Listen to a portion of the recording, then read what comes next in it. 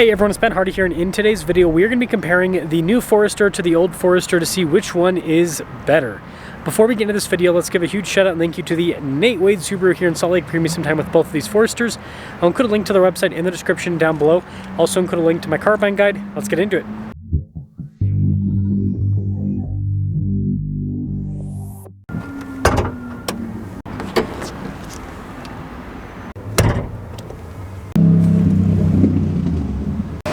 The old Forester has a 2.5 liter flat four cylinder that goes through a CVT. Fuel economy is 26 around town and then 33 on the highway, with power outputs being 182 horsepower and then 176 pound-feet of torque. The new Forester has the same powertrain, goes through a CVT, fuel economy is the same, 26 around town, 33 on the highway, but power outputs are different, 180 horsepower and then 178 pound-feet of torque, so 2 less horsepower but 2 more pound-feet of torque.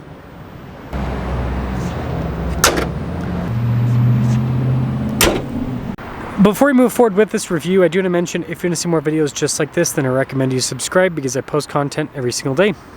So when it comes to design, I think this is a pretty big design departure for Subaru. I mean, look at the previous gen. It's got some boxy elements to it, but just look at the shape of the headlights. You can see how the fog light cluster is as well, and even the coloration of the grille.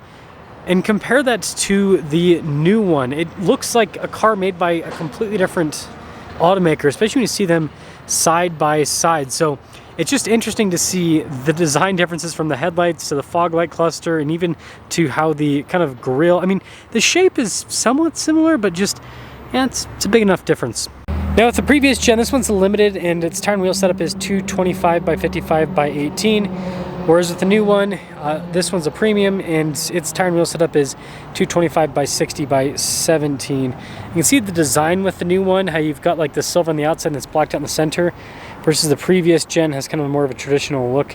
And look at the difference of the fender flares here. So that's kind of pretty normal. And then the new one has that kind of like WRX style looking fender flare. And then just look at the side of both the vehicles.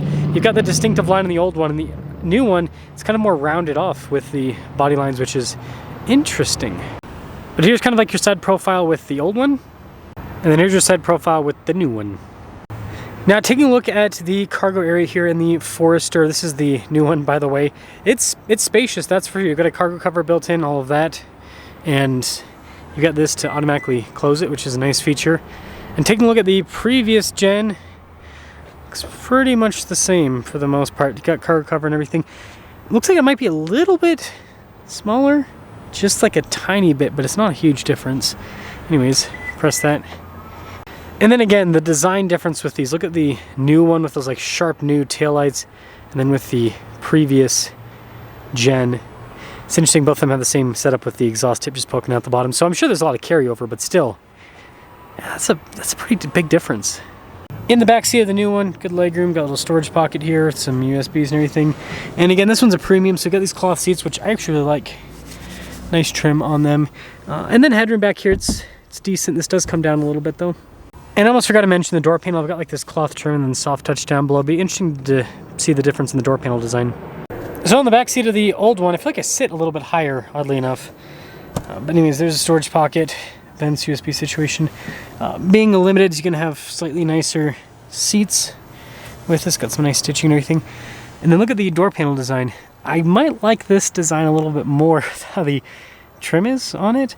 But then this is identical here with the roof situation. And let's start her up with the new one. Yeah, pretty cool. So mostly analog gauge cluster there. And then again with the door panel design, kind of compare that to the previous gen. Let's quick look at the mirror too. You can see on the steering wheel a bunch of practical controls, including for adaptive cruise control and steering assist, drive mode select as well. And then let's actually,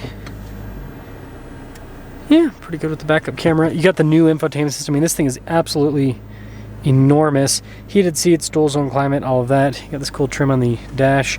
We have wireless phone charging pad in front of the shifter. Here's that shifter for the CVT. And then you can see with the storage area here. And then we still have the giant sunroof in the Forester.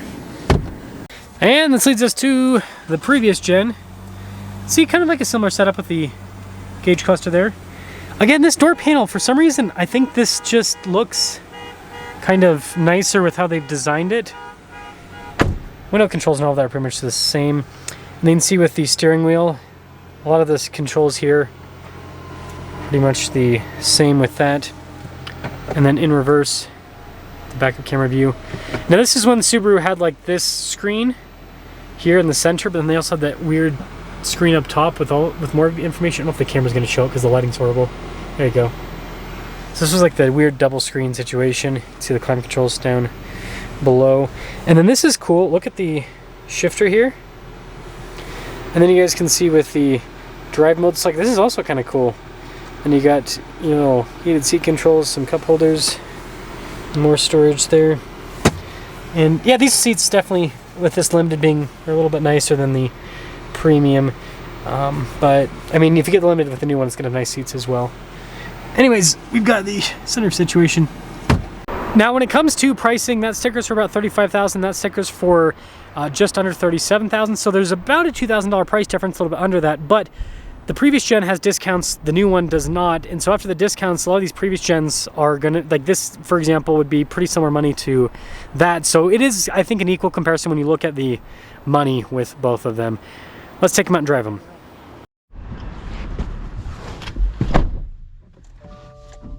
Well, let's talk about visibility here on the Forester. Of the hood, both the mirrors. Throughout the rest of the rear. And let us set off. I really do like these cloth seats. Kind of have like a retro vibe to them. I think some automakers like Subaru are kind of bringing that stuff back. I think people, I mean, I like some of the retro stuff. I think other people do too. Because the modern stuff has just gotten so ugly. Is a good way to put it. Right, back in the day, people were, I feel like we're a little bit better at designing stuff than today. And I think maybe some of that could be computers, right? Computers doing everything for people nowadays, so they don't know how to, I mean, computers are only so creative. I don't even know if you could say a computer's creative. Anywho, ride quality. It's pretty good. So I've said this with Subarus in the past, and this still applies to this. They do a really good job with the damping with their cars. And I think a big part of that is, you know, they're always advertising the off-road side of things, and so any vehicle that's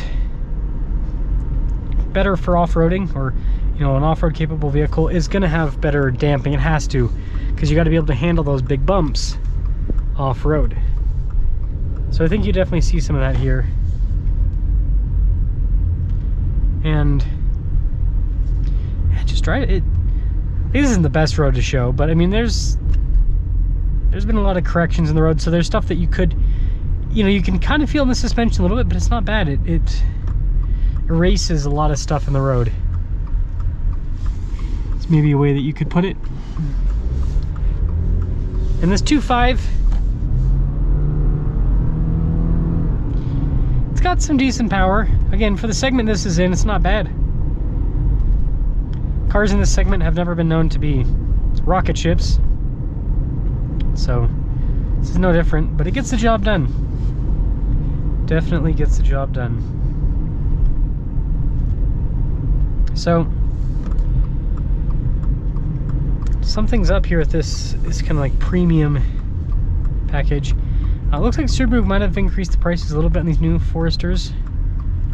Not like an insane amount, but I mean, what you're getting for the money in this, I think it's pretty reasonable. Again, mid-30s for an all-wheel drive crossover, heated seats, dual zone climate,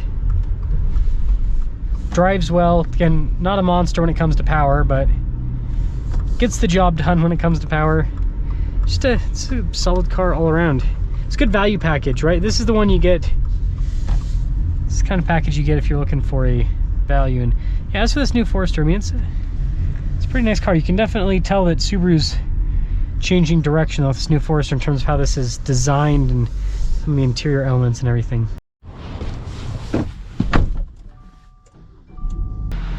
Let's talk about visibility here in the previous gen. It's over the hood, both the mirrors, throughout the rest of the rear. You know, the first thing you notice when you get into this older one, So many more physical buttons. I wish that's something that automakers would stick to, because the departure from physical buttons has just been a tragedy in my opinion. Because it means that cars are more and more reliant on this thing, not reliable, but reliant on that thing. And if that thing breaks, you're done for. Interesting. I think the new one might have better suspension. I'm still figuring that out.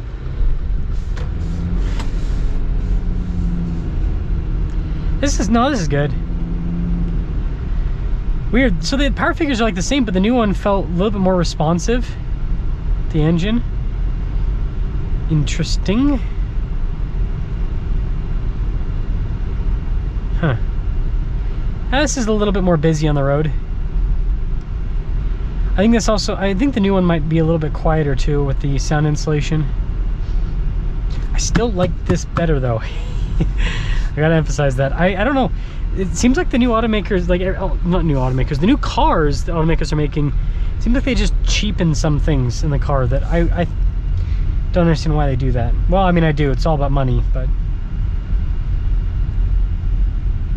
Woo! Brakes work. Yeah, I feel like the engine's not as responsive.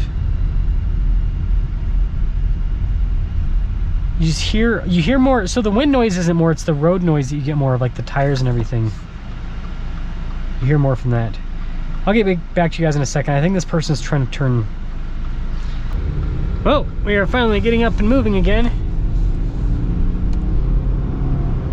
Yeah, I feel like the new one's a little bit more responsive, even though the power figures suggest that it shouldn't be any different. Isn't that interesting? Yeah, the suspension's got to be better on the new one. It's a little bit less road noise, a little bit better suspension, feels more responsive. But the door panels suck in the new one. And I like this dash too better. Fit and finish just seems tighter and better.